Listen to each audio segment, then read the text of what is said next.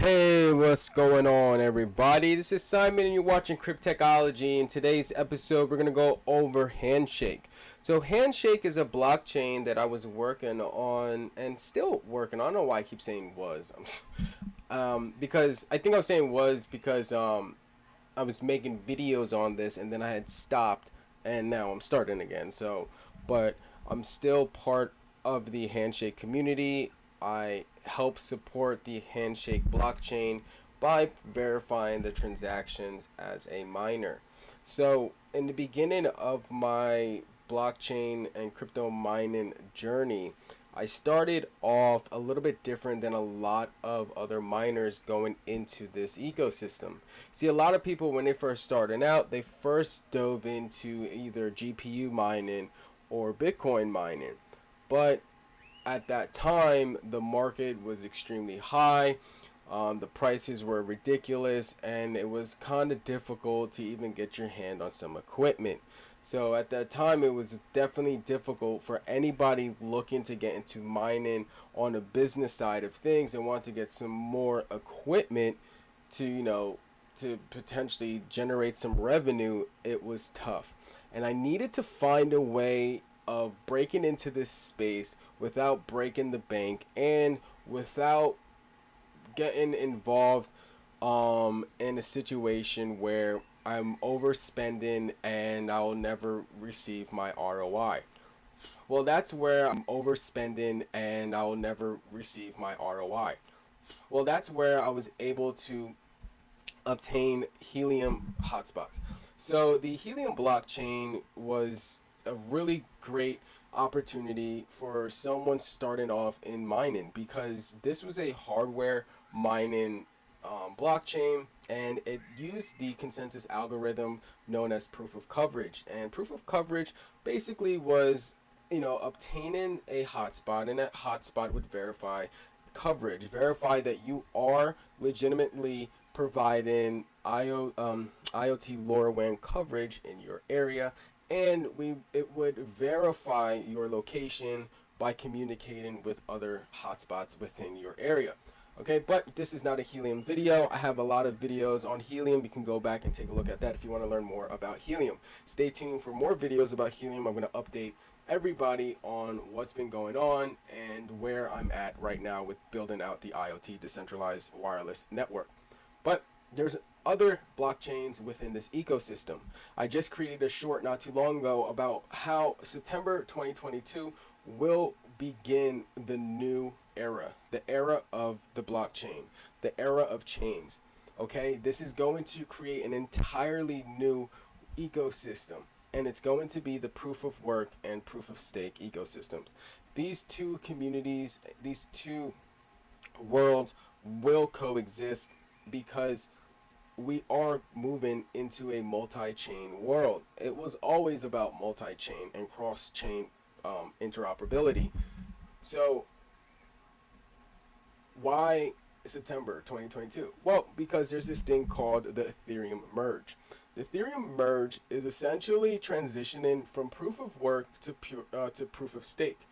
And the proof of work were people that were GPU mining, and now instead of mining and verifying the transactions with a GPU, you will be doing it with a ASIC or also with staking your funds. So I'm not going to get into that conversation and debate because it's a very long one.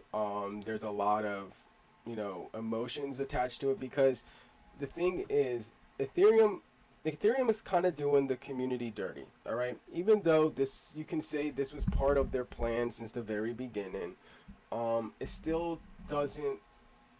It still, it still doesn't take away the fact that like you are you're kicking to the curb the workers that helped you build Ethereum to where it's at right now. All right. So that right there is just disappointing. At the same time, from all of those miners that supported the Ethereum ecosystem and supported the Ethereum blockchain with their GPUs and their computational power and equipment, they always knew in the back of their mind that eventually the music will stop. All right. and but we didn't really know when, and also the how they were going to go about it.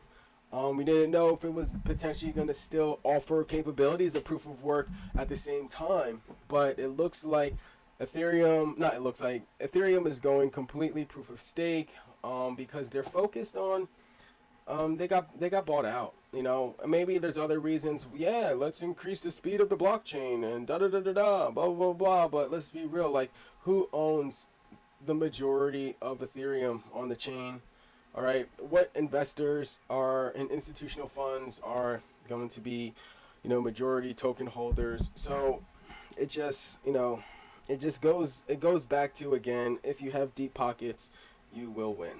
And that's that capitalistic mindset coming to blockchain, and Ethereum, out of all places, is accepting it with open arms. And it seems like nobody's talking about it, and it's actually quite upsetting because they're just spitting and shitting on the fact of decentralization. And actually, I can't say no one's talking about it because Tech Lead also brought this up as well, and there probably are other individuals that brought it up. I mean, Bitsby Trippin was fighting for proof of work, and miners at the dev call. So I can't say what I mean, there are people trying. But they're not really getting anywhere, and they're not making enough noise, and nothing's being done. So I mean, it is what it is. They clearly want to move away from proof of work, and so, so you say la vie. But the way I look at this just makes Bitcoin even more valuable. Now people may say, well, oh, this is going to cause the flip. Actually, I think this is going to be a totally negative um, correlation. Like, I don't think, I think that this will end up becoming a super huge positive catalyst for Bitcoin and for decentralization. And not to say that proof of stake is a problem, because it's not an issue, and centralization is okay, because I mean, look, I as much as I love an entire peer-to-peer decentralized ecosystem and world, I would be lying to you if I thought that entire world would take over and there would be no more, like, that's not the truth. All right, there's going to be a very long transitional period, and within that transitional period, it comes down to people deciding on a few different things, and it comes down to, well, am I going to take responsibility of my finances, or will I continue to allow others to take responsibility over my finances? There's still a large portion of the population that is like, hey, I don't want the responsibility of my finances. And as crazy as that sounds when I say that, I mean, when shit hits the fan and when people want help, they can't help themselves but to pick up a phone or to open up an email to scream, somebody help me, somebody help me, and instead of trying to figure it out themselves. And just for that alone is why CeFi and centralized exchanges will continue to exist, and why centralized wallets will be a thing. Okay, why centralization will be part of the decentralized um, the decentralized world, the era of the blockchain. Okay, the cross chain world, the cross chain platforms. There's going to be cross chain interoperabilities, and the ones that focus on collaborating and merging the two worlds is going to really be in a very good place going into the future. All right, because whether we like it or not, both worlds need to exist, and they both need to work with each other at the same time. So let's just figure out and see how this goes. But either way, I still think this is going to be a positive catalyst for Bitcoin. And hey, I mean, it just makes Bitcoin, and though the other protocols out there that's focused on pure decentralized opportunities and a decentralized blockchain, okay, with proof of work, a true proof of work, all right, true decentralization, that is just going to be more powerful. So Ethereum, I'm not too sure what's going to happen when it comes to the price. I know this is supposed to create a deflationary, situation for, basically on supply and demand. But, you know, will the community continue to be there? Deflationary or not, does it matter if nobody is there? Will the momentum shift change? Will people start to say, hey, you know what? Decentralization is a little bit more important to me than I thought. Hey, proof of work and being able to mine and verify the transactions on a blockchain. Hey, that, you know what? I didn't realize how important that is and what it truly means to the ecosystem. But after this, now I understand. Or it might just come out where people are just like, okay, who cares? The transactions on the Ethereum blockchain are going that much faster, and this is what we need to combat the Nasdaq and the stock market. So, but the problem with that is, well, so long. I mean, there goes the opportunity for the people to be there. So if you didn't take advantage, and obtain 32 ETH to stake. I guess right now, like, I guess during the bear market, and the pullback right now will probably be your next opportunity to, become part of that world. But it is a little bit disappointing to see, in our world again. Oh, you helped me get up here, and now it's time to let you go. And I understand letting go of people that don't help and people that are just a hindrance to your growth and entities, just like, things that aren't beneficial to you. But something that literally lifted you up, literally was holding you up on their back. So this whole thing could work. I mean, that's disappointing. It really is disappointing. It is disappointing. I don't know. I'm really interested to see and hear what other people think about this. Maybe I'm looking into it way too much, or maybe I'm not looking into it enough. Let me know what you think about it in the comment section below. But that being said, let's move on a little bit to Handshake. So what is Handshake, right? Handshake is a really awesome blockchain that's looking to offer the ability to ownership. They want people to have ownership of the internet and of the blockchain. You can own your part of the internet. So in the world of the World Wide Web, all right, the thing with blockchain and dApps, decentralized applications, is that really it's not fully decentralized, because essentially the website can still be shut down by ICANN.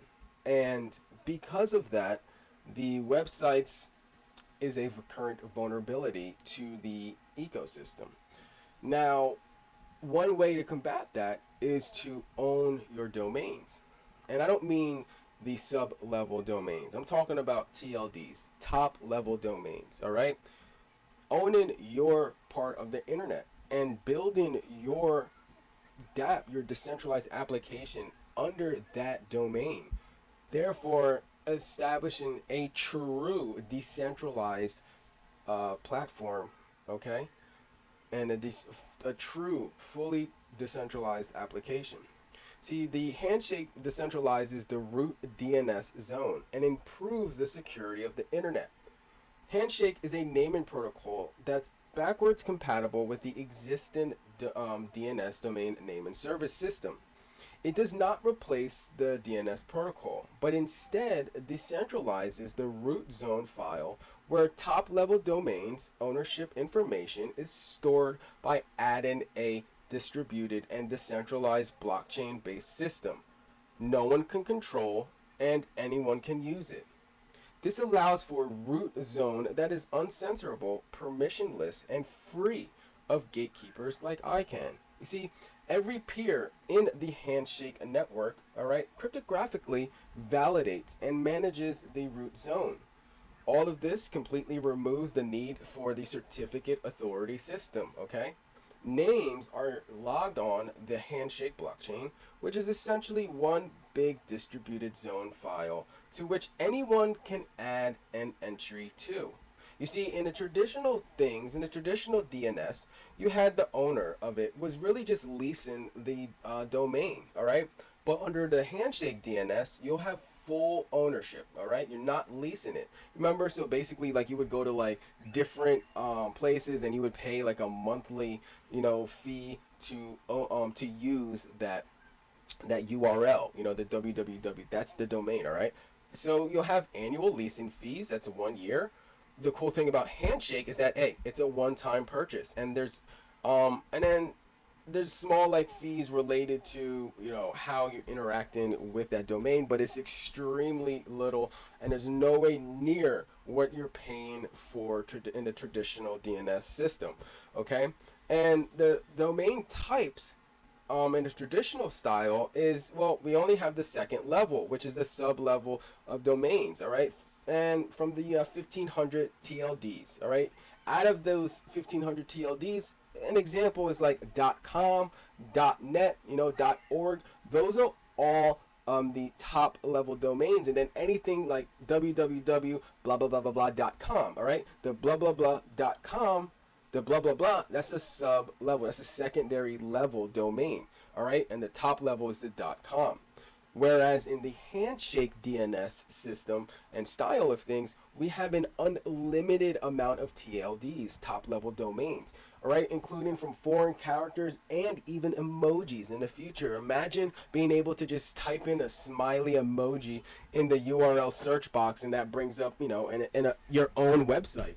How cool would that be, to own the smiley emoji website, or domain rather? Okay, and the security behind it is actually quite well. In the traditional style of things, security, well, that relied on something called the certificate authorities, and that was kind of low. But on Handshake, we have a high security style in here, and it's based on the distributed trustless system. Privacy is quite high as well because it's anonymous and encrypted ownership on the information of who owns the actual domain. But the privacy on traditional DNS is quite low. Therefore, the ownership information is relatively solicited. I mean, people can buy that information and they sell it, and then you end up finding out who owns this domain, and therefore they have access to your information. And censorship for as the last thing in the difference between traditional DNS versus the Handshake DNS. So censorship easily is censorable and seized, right? Well, censorship and temperate resistance when it comes to the Handshake domain. We have true name ownership. So this is what I was telling you about before about the secondary level or the sub level. This is the sub domain, all right? Whatever is before the dot. So if we have .com, .org, .edu, the .org or the .com, the .edu, that is characterized as the top level domain. That is what it's named as, right? And this is the subdomain, all right? The words and the information, the letters before the period here, before the dot. And what we're currently doing in the traditional system is that you are renting this subdomain, okay? So we're saying, hey, why rent the subdomain when you can own the top domain? So you may say, whoa, hold on, Simon. There's this ENS, Ethereum Name Service. What about ENS? Aren't they offering you the ability to own your part of the internet? And the answer to that is yes and no, because what they're doing is they've purchased their own top level domain, which is .eth. Now, everything before .eth is a sub level domain, and that's what they're doing. So everything is still under .eth. So then I ask you, are you really owning it? Do you really own your domain? No, you don't. You own the subdomain, the secondary level of it. You don't own .eth, okay? It's just something I want you to be aware of. So in this existing internet infrastructure, no one actually owns their name, all right? You don't own anything on the internet. That's where Handshake decentralization comes into play. This is an opportunity for you to create your own Web3 internet-based business card, okay? You can create a D-Link, and what that'll do is you own that part of the internet. So I'm gonna go ahead and type in my domain. So we're gonna put that in, and this is a D-link that I created. It's real nice and simple. It's nothing too crazy, but this gives you access to all the things I decided to share with the community on what I have available on the web. Something else that I want to talk to you about is you can also establish ownership and storage on the web with IPFS, but I don't want to get into that and confuse you anymore. Enhance your future self. So let's get back to the video. All right, so complete control. That's what Handshake offers. Handshake name owners have complete control over their data and can use their top level domains as they wish. If they want to simply host a website, to becoming a registrar that sells subdomains to others. So for example, like the Ethereum name system. I'm so sorry. The Ethereum name ENS, okay? That's basically what they're doing. They're becoming a registrar, all right? So they've purchased and they own .eth, the top level domain, and they go ahead and sell the subdomains. Now, I believe they don't rent out the subdomains. I believe you can purchase the subdomains for whatever price, and then you own it after that. I have no idea if there's any continuing fees. I don't think there is, but just be aware of the difference, all right? You won't own .eth. You will own Simon.eth, the subdomain. All right, so you may say, well, what's the difference? Why do I care? Well, say you're a business owner and you have multiple chapters. Say for not even that. Say you're a college, okay, and you have multiple schools. You can purchase the top level domain for your university, and your subdomains would be the different chapters would be the different campuses for your university. If you're a fraternity or a sorority, a Greek organization that has multiple chapters, this is a great opportunity for you to establish and own your part of the internet. So, for example, I'm part of Psi Sigma Phi, a multicultural fraternity. All right, we're based out of Jersey, and we are the first multicultural fraternity. Okay, and we're still growing. We're doing amazing things. It started back in the 90s, and we have multiple chapters. So something that we could do that I actually would want to talk to my other fraternity brothers is that, hey, we can own .psp, all right? We can own .phiman. We can own .whatever, .greek, okay? And you can have the different chapters be the subdomains, all right? So every time you have a new chapter get started, you'll go ahead and say, hey, your fees, your dues, and all the things that come along with being a brother or a sister within your organization, those fees can go to funding the website for the organization. All right. There's one thing we also want to be aware of, which are the renewal fees. So these renewal fees is nothing crazy at all. All right. So the Handshake domain names provide true ownership, right? We've said this many times, and this means there are no yearly rental fees. Handshake TLD owners need only to submit a Heartbeat transaction, a small mining fee, to prove they still have access to their name. All right, so in the event a TLD owner loses access to their name and are unable to submit the renewed transaction, the said name will revert to the auction-abled names pile. However, if you use Namebase, you don't need to remember to perform these transactions because our system will do it automatically for you, and that's why Namebase is awesome. All right, there are endless amounts of top-level domains available. At the root of DNS hierarchy is a file called the root zone, where top-level domain ownership info is recorded. This root zone is managed by ICANN. See, who determines what top-level domains are allowed? In other words, the entire traditional domain name system is controlled at the root by a single entity, ICANN. ICANN charges about $185,000 in evaluation fee for new top-level domain applications, which may or may not get approved, thus artificially restricting the availability of domains for website owners and developers. Unrestricted. There's so much more when it comes to this, guys. And this is going to go for this video as of right now. This is part 1 of our 3 2-part series on Handshake. So if you learned anything about domains and the importance of top-level domains and owning your part of the internet, I'd really appreciate it if you hit that like, you hit that subscribe, and you leave a comment below. Let me know what you think. Let me know how I can improve my videos, because I'm trying to get better at providing information to the community. If you have any questions, you can also send me an email. Use the description link below. If you want to be and join the Token Metrics community, or get some crypto apparel at dogelord.com, I greatly appreciate your support. My name is Simon. I'm the host and creator of Cryptechology. We're here to enhance your future self and bridge the gap between blockchain and you. I'll catch you on the next one. I was able